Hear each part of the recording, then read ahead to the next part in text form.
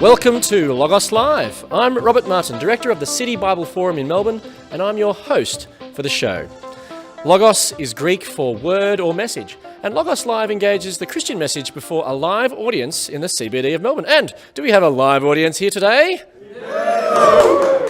There's a couple of alive people out there. And we also aim to have a bit of fun. Who said exploring the big questions of life shouldn't be enjoyable? What are we to make of work? Challenging, enjoyable, stretching, fulfilling, or necessary, painful, difficult, frustrating? In this series of Logos Live, Frustration to Fulfilment, we're asking if it's possible to find something more at work. And today we're considering fulfilment. I am what I do. And to help us, we have Andrew Laird join us. Now, Andrew has a background in radio journalism, holding degrees in media and theology. Andrew now works for City Bible Forum in Melbourne and directs a program called Life at Work, an initiative aimed at connecting Christian faith with our daily work. And he joins me now. Please welcome Andrew Laird. Thank you. A rapturous applause there, Andrew. Welcome. Now, Andrew, you work for City Bible Forum in Melbourne. How do you feel speaking about work with your boss in a public conversation? I just want to know, if I get the questions wrong, do I still have a job tomorrow? Well, it depends. It depends on how wrong the questions are, I suppose. Yeah, that's right. So you think a lot about work. What made you interested in thinking about work in the first place? Yeah, I guess my interest has been for sort of 10 to 15 years, really since I started in the workplace myself. I think one of the common criticisms and objections of the Christian faith and the Bible is that it's irrelevant. And I think in many ways Christians have only got themselves to blame for that because they haven't done a very good job at showing how the Bible actually is relevant to all of life. Mm-hmm. And that was certainly the case for me when I started out in the workplace. I didn't really know how to connect my Christian faith. I was a Christian person with what I was spending most of my time doing. So it really began a quest and a search, which is still going now, 15 years later, to try and understand what the Bible says about that topic. And so when you first started thinking about work, you were working as doing... Yeah, so my background was working in radio as a journalist. So some days you'd be in the studio reading the news, other days you'd be out reporting on events that were happening. Mm-hmm. Any life-changing events or many major events that you got to report on? Yeah, I mean, I remember... one just springs to mind immediately. I remember the death of the last Pope and working that day. And that was just a significant world event. And so spending my day moving around the city of Sydney, where I was at the time working, and going from Catholic Mass to another one, reporting on the reaction. So that was a particular, I guess, world event. But other occasions, I remember following the then Indonesian president at the time around Darling Harbour or around the Opera House when he was in Sydney. So, all sorts of different things. Did he know you had no idea. Oh, right, he didn't know you were just tailing him like some sort of hitman. Now, we do try to have a bit of fun here on Logos Live, and today's topic is fulfilment and identity. So I thought we'd have a quick quiz to test you on how much you know about identity crime. Now, identity crime is assuming another person's identity and involves things like credit card theft. Now, I'm not sure if you've ever thought much about this before. Have you ever had your credit card stolen? Not to date, no. Okay, good. Well, anyway, so the first question. According to the Australian Federal Police, which of these is not a recommended way of protecting yourself against identity crime? Is it A, always cover the keypad at ATMs when entering your PIN? B, shred or destroy your financial papers before you throw them away? C, ensure that the virus software on your computer is up to date? Or D, keeping a file on your office desk labelled passwords, pins, and other important personal information? Well, I do the first two of those four. Right. I don't have any virus software because I've got a Mac and they don't have any viruses. We went into that discussion. That's right. So I'm going to go with D. And you're correct. Yes, a file on your desk. Well, don't you think it would be easy and a convenient way of keeping all of your personal identity information together? Well, you did say on your desk. I might have one somewhere else. Right, okay. Ooh, maybe I shouldn't reveal anymore. Reveal that. That's right, you shouldn't say that. Anyway, now question 2. Which of these stories of identity crime is false? Was it A, a 33-year-old woman, Wendy Brown, who stole her daughter's identity to attend high school and join the cheerleading squad? Was it B, Gerald Barnes, who made a career of stealing the identities of medical doctors and then establishing himself based on their hard work and authentic-looking diplomas on the wall? Was it C, a man, Dave Kovich, who ran an employment agency in Washington, D.C., who once tried to impersonate the President of the United States? Or was it D, Li Ming, a graduate student who felt he had no way out from a staggering credit card debt. He faked his own death, then tried to obtain a new driver's license, but the authorities, unaccustomed to issuing driving privileges to dead people, called the police, and Lee was arrested for stealing his own identity. So which of those is false? They all sound pretty wild. The second one on the pretending to be a doctor. I was reading an article just recently on someone who was reflecting that it's easier to pretend to be a doctor than it is to be a plumber. You can get away with it. So I think that one's true. Right. So I'm going to go with C, pretending to be the president. And the answer is C. Correct. Yes, that was actually the plot of the 1993 Ivan Reitman film Dave. The others are actually all true examples of identity theft. So please give Andrew an applause. So in our identity crime quiz, Andrew, you got 2 out of 2, 100%. You have a job. Congratulations. Now, so Andrew, is it significant though that it's called identity crime and not just credit card theft or stealing credit card numbers? Yeah, I think so. I think it's almost a recognition that more than just data about us is being stolen, but something that's sort of inherent to who we are is being taken when people take, I guess, our name and details about us, yeah. So do you think this is why there's such concern over credit card theft or identity theft? Yeah, absolutely. I mean, I was reflecting recently on, we were thinking about names to call our children. And on our shortlist, we didn't have the name Adolf. No. Not because that collection of 5 letters was somehow, inferior to any other collection of 5 letters, but that name carries with it meaning and identity and characteristics of a person. And so when we talk about our identity being stolen or our credit card details being stolen, more than just those details is being taken, but part of who we are is being taken. So then why is the broader question of identity so important? I think in some ways it gets to the core of who we are, what matters to us, the things that we might be passionate about, really who we are as a person. We know is bigger than just those details that we might record about ourselves. So then how does the question of identity, being so foundational and important in who we are, how does that then relate to our daily work? I think in the way that we often will try and perhaps construct our identity or determine much of who we are based on what we do. I think we very much live in a context, a culture today where I am what I do. That if what I do is meaningful or significant in the eyes of those around me, then not just is my work significant, but I'm significant. For a period of time, I worked 2 different jobs. I worked part-time as a radio journalist and part-time as a pastor in a church. And it allowed me to do a few little social experiments. Now, people listening won't get this joke, but for a variety of reasons, I don't need to go to the barber particularly often. Right. But when you sit down in the barber's chair, they often say, what do you do for work? And on one occasion, I mentioned my radio work. Well, he was animated and interested in me, and he thought not just my work was interesting, but I was an interesting person. Another occasion, I'd been working at the church that day, and I mentioned that was what I did for my work. And the conversation completely dried up. Sound of crickets. Pretty much, yeah. That was you got a quick haircut that day. But very much that sense of, this person's not particularly interesting because of what he does. Now, French philosopher Luc Ferry proposed that work becomes the defining activity of man. A human being who does not work is not merely without income, but impoverished. Do you agree with Ferry? I agree with parts of that quote and disagree with other parts. That idea of being impoverished as a human being if we don't work, I agree with. In that, as a Christian person, I believe that one of the aspects that the Bible teaches about work is that it's an inherent part of who we are as human beings. We've been made and we've been designed to be workers, what I like to call being wired to work. It's just a part of what it means to be human. And so and I think that's why if we're not able to work, for whatever reason, unemployment or disability or injury, it cuts so deeply at us because it cuts at a part of what it means to be human and what it means to express our humanity. So yeah, I agree with him at that point. But that idea of, he begins the quote with the words, defining activity. Work becomes the defining activity of man. Yeah, so I think if our work becomes that, it can become dangerous. Why so?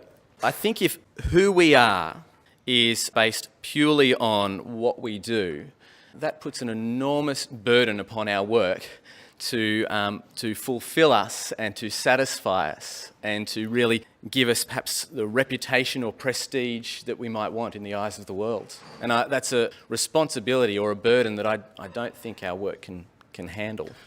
But isn't that something that we do observe in the world? Oh, absolutely. Yeah, Well, that's what Ferry's picking up on as well. Yeah, absolutely. That this idea of I am what I do, and that I look to try and define myself in relation to what I accomplish through my work, or perhaps what I fail to accomplish.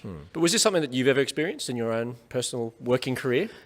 Yeah, absolutely. It's you say had experience, but Or perhaps do experience now? yeah, I guess continue to a lesser degree, but certainly in my early working life, it was a defining feature of how I thought about myself and my work. So how did that manifest itself?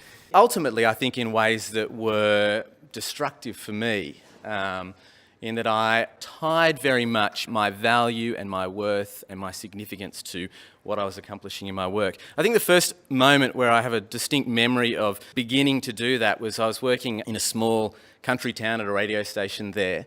And if you're working on the radio station in a small country town, then you are a celebrity in that town, because a town of 40,000 people, that's all it takes. Right. And I remember, so I don't know if you're familiar with the McDonald's, isn't it McHappy Days, where they get the celebrities to sell the burgers for the day? Well, in a town like that, you get invited to go to the McDonald's and sell the burgers. And I remember standing at this... I can see why you'd feel significant. Like you're selling the burgers to happy kids. That's right. But I remember standing at this drive-through window. I was 21 years old, just starting out in the workplace, and this woman driving up and seeing on my name badge my name and just going, "Are you Andrew Laird?" and it began, I think, what was a very unhelpful pattern in my work life of thinking, oh, my significance, my worth, my value is tied to what I do. And it only, I think, as work life went on, only for a period of time at least, got worse. Well, now, Ferry goes on to say in this quote, in the traditional worldview, work was considered to be a defect, a servile activity. In the modern worldview, it becomes an arena for self-actualization, a means not merely of educating oneself, but also of fulfilment and improvement.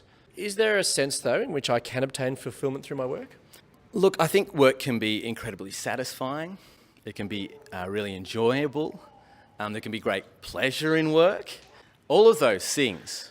But if we're wanting work to be the thing which fulfills us, I don't think you can do that. And I think that's where, just to go back to my experience, I think that's what I was looking for in work. And in many ways was being affirmed by people around me as they were celebrating and excited and interested in what I was doing. As they were buying burgers. Well, yeah. I mean, I remember another occasion where I remember it really clearly was I was at Sydney Airport in a small little room, secure room off the side of one of the runways, and there were only half a dozen of us in that room, and one of the half a dozen was John Howard, the then Prime Minister. And you're there interviewing him with a couple of other journalists before he jumps on a plane and heads overseas somewhere. And you relay that story to people, and they only affirm in your mind that, wow, this is where your significance and your value and your worth comes from, from your work. And for me, it was when, for a period of time, that was taken away from me, that I reflected on what my work had become for me and what I was trying to gain through it, that it really wasn't providing. But don't we feel more significant, have greater self-esteem if we work for a top-tier firm, or that we achieve more then we become somebody? Yeah, and I guess that's what I was experiencing myself. But I think in some ways it's an illusion. Right. Because it can very easily be taken away. And if work is the thing which you are looking to find, the thing that fulfills you, if and when it inevitably is taken away from you, that leaves a massive, massive hole. Well, can't you just change jobs? Yeah, Find well, I something mean, else that's more fulfilling, more interesting, more satisfying. yeah, and better at? plenty of people do. I mean, there's some very interesting figures on movement in the Australian workplace today and the frequency with people are changing jobs. But I actually wonder if that's connected to this issue, that our work is the thing that we're trying to find fulfilment in, and if this job's not doing it, then I'll go and try another job, and if that job doesn't do it, then I'll try another one, and then another one, and another one, and another one. Now, there could be plenty of good reasons for changing work, and the opportunities that we have to do that are fantastic. But I wonder also if that might be a chasing fulfilment from our work and finding that it really can't provide it. So what else do you have if you don't have work, though? Well, for me as a Christian person, I think that fulfilment and finding who I am and the thing which will satisfy me more than anything else needs to be found somewhere else apart from work. a question's just come through, which maybe we could touch on here. How important is doing meaningful work in achieving fulfilment? Yeah, look, again, coming back to that idea that I think we're people who have been made to work. Working is an important thing to do as a means of, I guess, expressing our humanity. And as I said, it can be a very satisfying, enjoyable thing. There's been great pleasure in our work.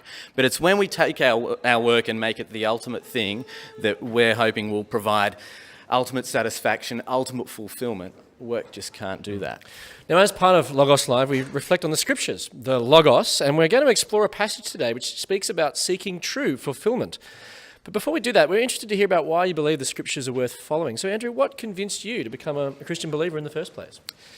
Well, for me, I grew up in a Christian home, and so in some ways I always knew something of the Christian faith, and in some ways would always say that I've always been a Christian. So the question for me more is not so much what convinced me, but what convinces me to continue to be a Christian. I guess there's a few key things there. One is that the more and more I look at the Bible, the more and more I feel like it knows me better than I know myself. So it describes me and identifies me. But secondly, also, the more and more I look at the Bible, the more I think that it describes and diagnoses the world better than anyone else. I mean, working as a journalist, one of our jobs was to describe and diagnose the world around us. And journalists could do that at times well, but not the way the Bible can. But another thing is that in that search for meaning and purpose and significance and fulfilment in life, I think in the Bible I have found that. And so for me, that convinces me to keep being a Christian. And one of the passages we're looking at now is going to also speak to that issue. So the Logos for the day is from the Old Testament, a psalm, Psalm 42. Now the Psalms are like the songbook of the Old Testament, and Psalm 42:1 says, "As the deer pants for streams of water, so my soul pants for you, my God." Now, Andrew, perhaps we should sing it? Maybe. You can start. Okay, yeah. Well, anyway, what's the psalmist saying or singing here? Yeah, I mean, it's a really powerful image, isn't it, of this deer panting. I mean, I'm not particularly familiar with panting deers, but I'm a dog growing up, and I just have in my mind that image of its tongue just hanging out, almost reaching down to the ground, just thirsty, looking for a drink. It's not quite as poetic, though, is it? No, it's not. There's a kelpie as well. As the kelpie pants for water bowl. But it's that image of just thirst in the tongue hanging out. Panting after God himself. Yeah. He says, as the deer pants for streams of water, so my soul pants. So it's almost this thirst for God. What is it about God that he's panting after? I mean, in some ways, it's almost God himself that he's panting after. That there's something about who God is that he wants and wants more of. Why is that, do you think? I suspect that there's a sense in which he has begun to experience a little bit of who God is and recognise that there's a thirst that he's got that God is satisfying, and he wants that quenched all the more. Now, a problem does arise. What if I'm someone who doesn't actually pant after God?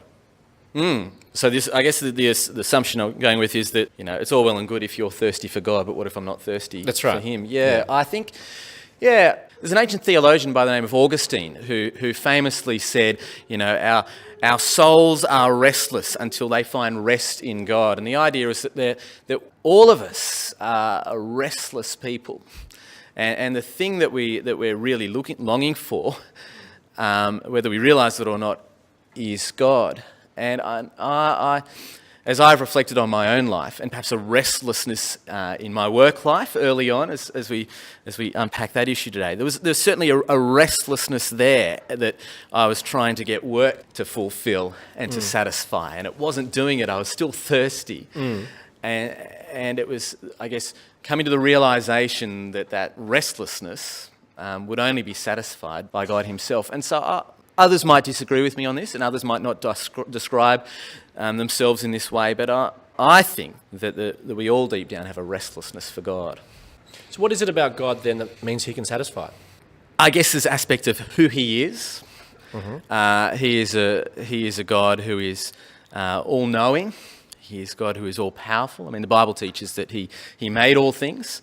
But I wonder also if there's a sense in which God can satisfy our thirsts for fulfilment, for meaning, for purpose in life, because he knows us in a way that no one else does, because the Bible teaches that he made us. But going even a step further than that, he's a God who loves us incredibly as well. But the rest of the Bible teaches loves us to the point of laying down his life for us. And when you find someone who knows you intimately and who loves you to that end, then how can that person not but satisfy you and find your thirsts for something more quenched in them? And the psalmist goes on in verses 5 and 6. He says to himself twice, "Why, my soul, are you downcast?" Do you think he's just had a bad day at the office? Maybe. I mean, that can certainly cause misery. Right. But I mean, as you read through the rest of the psalm, you see repeatedly he seems to be under attack. And so there's a verse there, verse 9, it talks about him being oppressed by his enemies. And then the next verse, verse 10, his foes are taunting him. So there seems to be perhaps one of the key things for his downcastness is... I don't think such a word exists, but we'll go with it. Well, his misery, his sorrow is that he's really being maligned and attacked by those around him. And so what's his solution? One of the other things that gets repeated in this psalm is the phrase, put your hope in God. So you see it there in verse 5, put your hope in God, and then again in verse 12, put your hope in God. I think his solution is, put my hope in God. It's almost that go back to verse 1, thirst after him, go back to him, because in him you will find fulfilment and satisfaction in spite of the circumstances around you. So is this solution only relevant to the downcast? No. I mean, I think, as I said, I think there's perhaps a restlessness that exists in all of us. But perhaps it's the case that our circumstances in life might reveal that restlessness to us a bit more, perhaps, and cause us to go looking for more. A question came in earlier which relates a bit to that. So what was it that Andrew hinted at in terms of his work identity being taken away from him? Yeah, well, I mean, I guess there's relationship with this psalm here at that point. But for me, it was really as had come almost to the point that work is the thing that will fulfill me and satisfy me, because it very much was, that I got, for a period of time, got quite sick and wasn't able to work for. It wasn't a long period of time, but it was a long enough period of time for me to really be removed from the work or have my work removed from me. And during that period, I guess, reflect on what my work had become to me. And now that I didn't have it, it wasn't being able to provide for me what I had hoped that it was. So being taken away, I guess. So being taken away challenged your identity about even who you were? Yeah, very much so. It gave me that opportunity to reflect on what I was trying to get out of work and it wasn't going to do. Now, author Maya Angelou said, "You may encounter many defeats, but you must not be defeated. In fact, it may be necessary to encounter the defeats so you can know who you are." To what extent does suffering challenge or reveal our true identity? Well, I mean, I guess my personal story is testament to that. Yeah. That it's been, certainly in situations in life where things have been taken away, in that case, work taken away, that I have realised what I was hoping to get out of it that it couldn't give me. And so I think there's a real sense of truth in that. But I wonder about the necessity of things being taken away in order for us to realise just how significant they have become to us, or what hopes we've been placing in them. It certainly helps to have them taken away. But doesn't it reveal what's going on inside your own heart and mind? If you think, work's not really my identity, but everything's going along really well, so I'm not really ever tested to see if that's actually the case. Yeah, absolutely. I mean, some of us might be more reflective than others, and we don't need those real crises to stop and take stock of our life and reflect on who we are and the things that we're hoping in. But yeah, probably for the most of us, those things are very helpful for us to do that. Now, world-famous basketball player Michael Jordan claimed that his self-esteem was tied directly to the game. In the years since he retired, he has been struggling to find an identity outside basketball. He asks, "How can I find peace away from the game of basketball?" His self-esteem was tied to his work ended, and now he's not sure who he is. What would you say to Michael Jordan? I'd say, first of all, I understand. Yeah, I get that. I resonate with you on that. I have felt that too. And for that very reason, I've got to change the way I think about my work and think about myself in relationship to my work. Because if I do spend my whole life thinking about that, myself in relationship to my work like that, then when I reach retirement, then who am I? I don't know who I am. And so that's where I think the things we've been reflecting on today, where the Christian faith, I think, really provides a wonderful solution to that, to save us from that pain. And so what about other people who leave employment for other reasons? So someone who's got a young family at home, for example, like they're not working. How would you speak to them? How does this passage speak to them? Yeah. A couple of things. I mean, one thing I would say is that there's a sense in which they are really working. It's just a different kind of work. So you say, because your wife, you say that, is she working? I say absolutely full time. Yeah. She works 24/7 almost. She works longer hours than I do. Yeah. Caring for our kids. Yeah. So part of it would be reframing how I think about work, because we very much often, I think about work in our culture, in our context today, in terms of the reward, the financial reward we get from it. And so when we don't have that financial reward attached to our work, then perhaps we might think less of ourselves because we're thinking less of the work that we're doing. But that's not the case at all. But I think also that if we are putting our significance and our worth based on the things that we accomplish, other things like parenting can at times feel like I'm not accomplishing very much at all today. Yeah. And so that, I think, is why one of the dangers can come as well. So that's why we've got to not tie our worth and our value to what we accomplish during the day, whether it's in the office or whether it's in the home. So Andrew, frustration to fulfilment. Can we find something more at work? I think we can, but we've got to first change the way we think about our work. That if we are attaching all of our hopes and all of our dreams and all of our identity and our worth and our value and our meaning and our purpose to our work, then work is going to disappoint us miserably and perhaps even destroy us. Work can't carry that load. Only God can. But it's as we put all of our hopes and all of our dreams on Him and align them with Him and find our identity and our purpose and our meaning in Him, we can then approach our work in an entirely different way. And I think then can find great meaning in our work and create great enjoyment and pleasure in our work. Let me leave you with the Logos for the day. Psalm 42. As the deer pants for streams of water, so my soul pants for you, my God. I look forward to you joining us next time for Logos Live. Please thank our guest today, Andrew Laird.